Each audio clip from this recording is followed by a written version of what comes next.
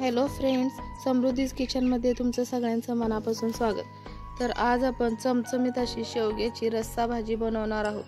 नेहमी आपण आमटीतील शेवगा तर बनवतोच, पण आज एक वेगळं वाटण बनवून चमचमीत अशी शेवग्याची भाजी कशी बनवायची ते पाहणार आहोत.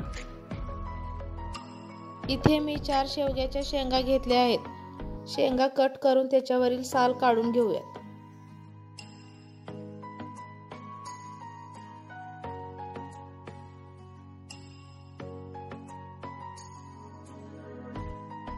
सर्व शेंगा साल काढून घेतल्यानंतर हे आता आपण शिजवून घेऊयात.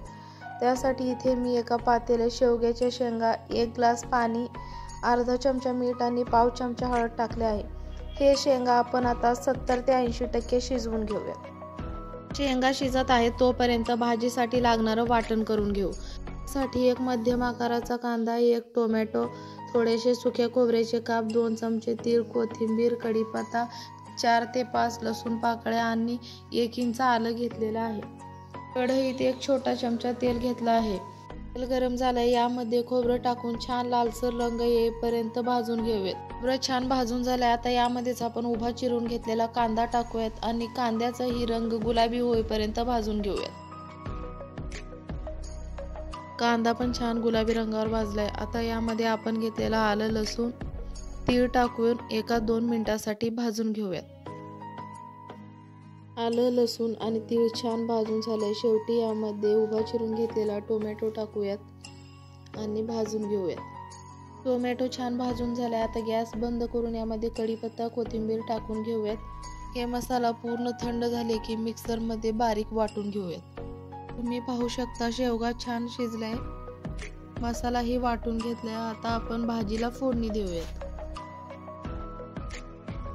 तेल गरम झाले की यामध्ये जिरे, मोहरी, हिंग आणि कढीपत्ता टाकूयात. भाजीला कलर छान येण्यासाठी इथे मी तेलातच 1.5 चमचा लाल मिरची पावडर टाकलेला आहे. तिखट तुम्हाला कसं आवडतंय त्यानुसार कमी जास्त करू शकता. आता यामध्ये वाटण टाकूयात आणि छान मिक्स करून घेऊयात. 2 मिनिटे मसाला परतून झाला की यामध्ये 1 मोठा चमचा धने पावडर आणि पाव चमचा हळद टाकूयात आणि मंद आचेवर वाटणाला तेल सुटेपर्यंत परतून घेऊयात. मिक्सरचं भांडं धुवून थोडंसं पाणी मसाल्यामध्ये ॲड करूयात आणि झाकण लावून लो फ्लेमवर हा मसाला 5 मिनिटांसाठी शिजवून घेऊयात.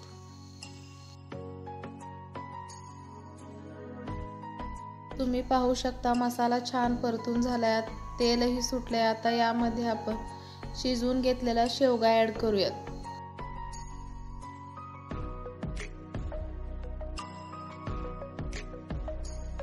त्याचबरोबर तुम्हाला भाजीची कन्सिस्टन्सी कशी हवी आहे त्यानुसार गरम पाणी ॲड करा.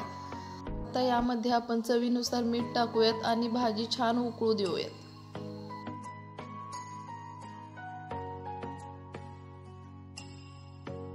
भाजीला छान उकळी आली. आता यामध्ये बारीक चिरून घेतलेली कोथिंबीर ॲड करूयात. खाण्यासाठी तयार आहे चमचमीत अशी शेवग्याची रस्सा भाजी. मी पण माझ्या पद्धतीने अशी भाजी बनवून पहा आणि बनवल्यानंतर कशी झाली आहे ते मला कमेंट करून नक्की सांगा.